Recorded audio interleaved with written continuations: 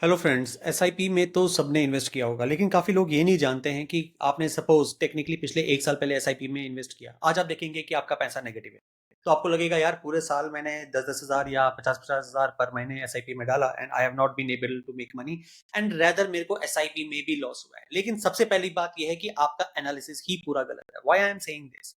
से सपोज अगर आपने किसी भी फंड में एक एसआईपी की है, आप हर महीने एक किस्त दे रहे हैं। For example, if you putting 1 lakh per month in an SIP और आपने 1 लाख हर महीने दे दे के अभी पिछले एक साल में आपने 12 लाख डाला। मगर जो लास्ट वाला 1 लाख आपने डाला है, आपने कब डाला है? आपने डाला है जस्ट रिसेंटली, जिसको अभी शायद मुश्किल से 1 या 2 दिन हुआ होगा। कहने की मेरी बात यह है, एसआईपी को नजरिए को देखना ही डिफरेंट है। आप ये नहीं कह सकते कि ये इन्वेस्टमेंट मेरी एक साल से चल रही है। ये एक साल से नहीं चल रही है, क्योंकि जो लास्ट इंस्टॉलमेंट है that you have paid just a month back or just 10 days back. Therefore, while your SIP is for the last 1 year running, आपका एवरेज लाइफ ऑफ SIP है जस्ट 6 मंथ्स। इसका मतलब क्या है? इसका मतलब है अगर आप SIP 10 साल से आपकी SIP चल रही है तो आप उसको डिवाइड बाई 2 करेंगे तो आप कह सकते हो कि हाँ, मेरा पैसा SIP में पिछले 5 साल से लगा हुआ है। That is your long term investment.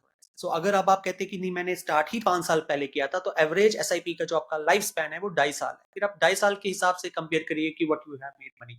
So technically अगर आज की डेट में आप कहते हैं कि भाई मैंने एक साल से एसआईपी में इन्वेस्ट कर रहा हूँ and I have not made money, so technically आपका एवरेज पीरियड ही 6 महीने हो गया, और 6 महीने is not a good time to even get an idea कि भाई मैंने कितना पैसा बनाया। तो ये पहली बात है।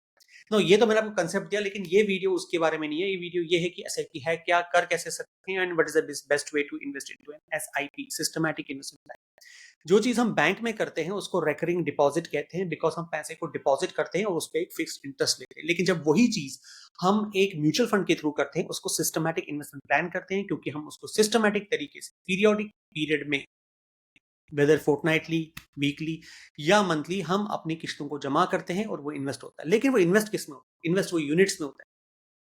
सो अगर एक यूनिट 10 रुपए का है और आप 100 रुपए दे रहे हैं, तो आपको 10 यूनिट्स आएंगे, क्योंकि 10 × 10 इज इक्वल टू 100। कहने की बात अब ये है कि अगर सबको अब सपोज हम ये कहते हैं कि जो ये 10 रुपए की वैल्यू थी, अब ये गिर के 5 रुपए हो गई है, मतलब हाफ द प्राइस हुआ है, लेकिन आप तो 100 रुपए ही दे रहे हैं। तो अब आपको 10 की जगह 20 यूनिट्स आ जाएंगे, क्योंकि 20 × 5 इज अगेन 100।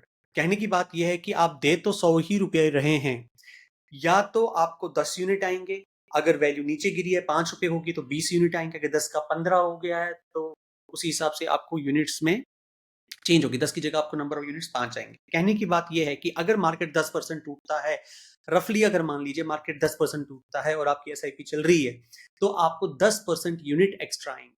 अब ये चीज आपको एडवांटेज कब देती है? जब मार्केट वापस अपने सेम लेवल पे आ रहा है। हम ये बात ही नहीं कर रहे हैं कि मार्केट वापस अपने जीरो लेवल पे आके प्रॉफिट करके दे, नहीं, प्रॉफिट की मैं बात ही नहीं कह रहा हूं। अगर मैं कह रहा हूं कि एसआईपी वापस नीचे से ऊपर आके अपनी बेस लेवल पे भी आ जाए, बट क्योंकि आपके नंबर ऑफ यूनिट्स जितने ज्यादा दौरान में आप फॉलिंग मार्केट में इन्वेस्ट कर रहे हैं, वो फॉलिंग मार्केट में आपको हर बार नंबर ऑफ यूनिट्स एक्स्ट्रा मिल रहे हैं।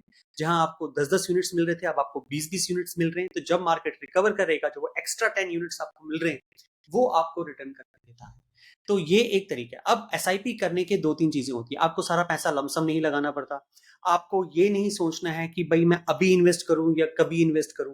तो जो वो डिसीजन फटीग होता है वो नहीं होता है। तीसरी बात ये होती है कि since you are not timing the market, you are already having your time into the market.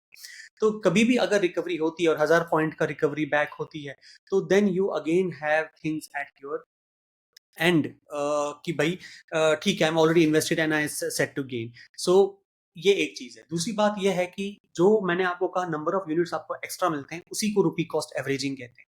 कोई चीज आपने 10 रुपए में खरीदी, फिर 5 रुपए में खरीदी, फिर 10 रुपए में, 5 रुपए में, तो आपको नियरली 7.5 रुपए का वो एवरेज पड़ा। तो उसी को रुपी कॉस्ट एवरेजिंग है। कंपाउंडिंग इसलिए है क्योंकि जब आप एसआईपी में जाते हैं तो आपका जो होल्डिंग पीरियड होता है एवरेज, वो लंबा रहता है। आपको लमसम में देने की जरूरत नहीं होती है, और एक सिस्टमैटिकली डिसिप्लिन्ड वे से आप अपना वॉर चेस्ट बना सकते हैं।